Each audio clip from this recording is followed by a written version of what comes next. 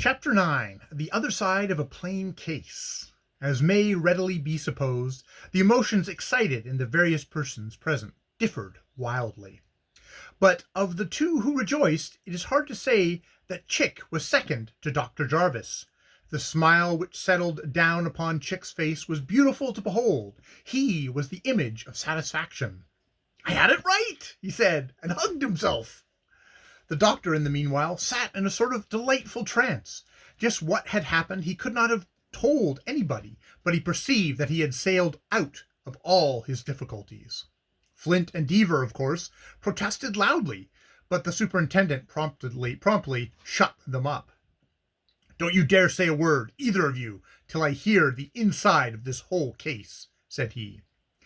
"It is one of the finest examples of the danger of circumstantial evidence that I had ever saw," said Nick. "No jury that ever sat in the box would hesitate a moment to convict Dr. Jarvis. Yet he is entirely innocent. The principal confusion, in my own mind, was the result of the doctor's belief in his own guilt. That is why he bribed me, believing me to be Cleary. By the way, here is your $5,000, Doctor."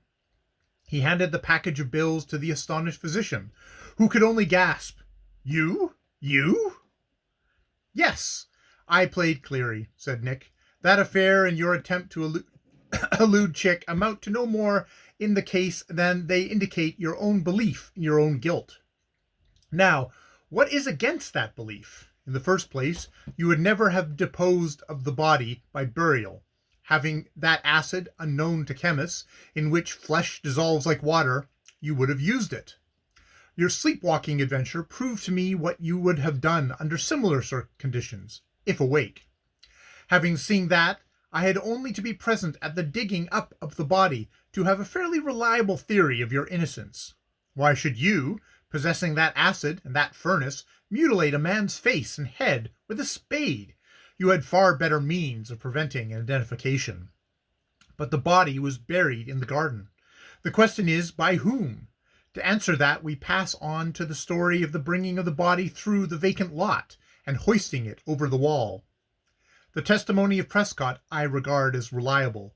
Chick's investigation satisfied me as to the man's character and motives. Then we acquit the doctor at once." "This is nonsense," cried Deaver. "I will not be silent any longer."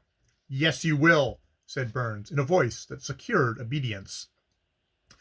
"It acquits the doctor, I say," continued Nick. "He could never have lifted that body to the top of the wall. There's a physical impossibility in the way of a belief that he is guilty. It takes a very strong man to raise a dead body weighing 175 pounds above his head in the manner described by Prescott. We shall have to work down to that strong man before the case is proven." Nick looked significantly at Lawrence Deaver. That look was understood. "You're a liar and a scoundrel!" screamed Deaver, beside himself with rage. He sprang upon Nick. Nobody raised a finger to interfere. The superintendent and Chick calmly awaited the inevitable issue. Flint dared not to go to the assistance of his patron. It was all over in a few seconds. Deaver lay upon the floor, fettered, and Nick stood over him. "The strong man in the case has been found," said Nick. "I'm willing to admit that you gave me hard work, Deaver." "So, it was he that buried the body?" said Burns. "Yes, I suspected it at once," responded Nick. "It was his deliberate intention to throw the crime upon Dr. Jarvis. He stole the doctor's cap and dressing gown on Monday night, and then returned them when the job was done, but they showed the signs of hard usage. You remember, Doctor, that I carefully examined them. It was plain that a much larger man than the doctor had worn them. The seams in the back and around the arms were strained, and some of them had burst. This was only a hint, of course, but it fitted the remainder of the case.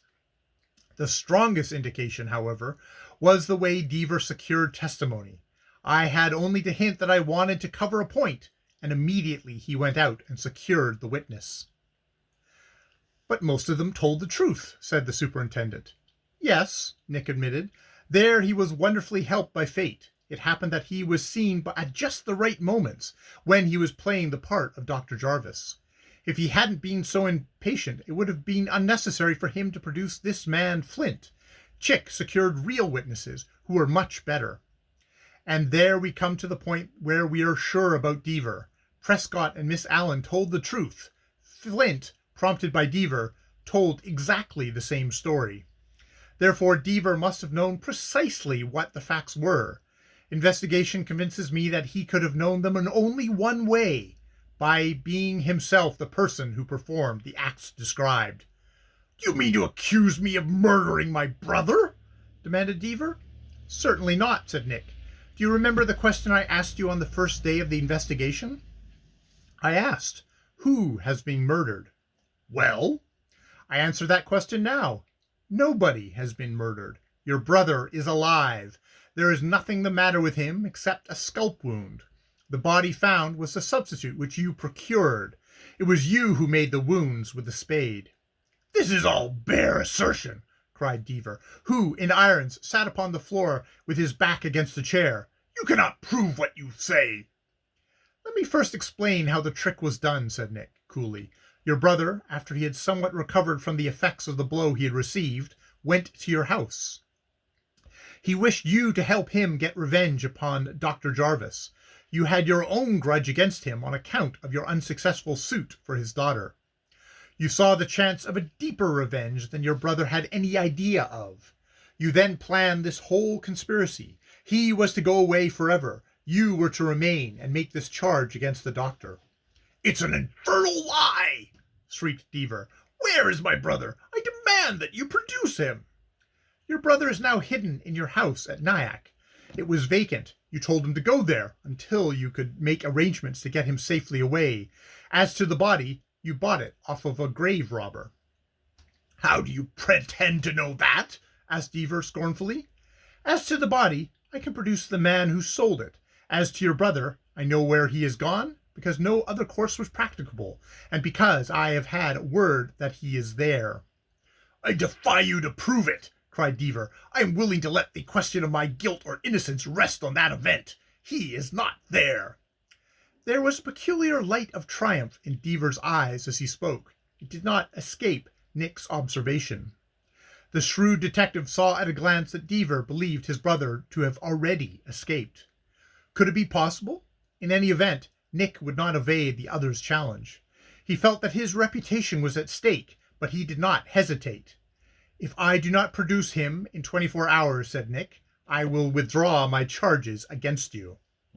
End of Chapter 9.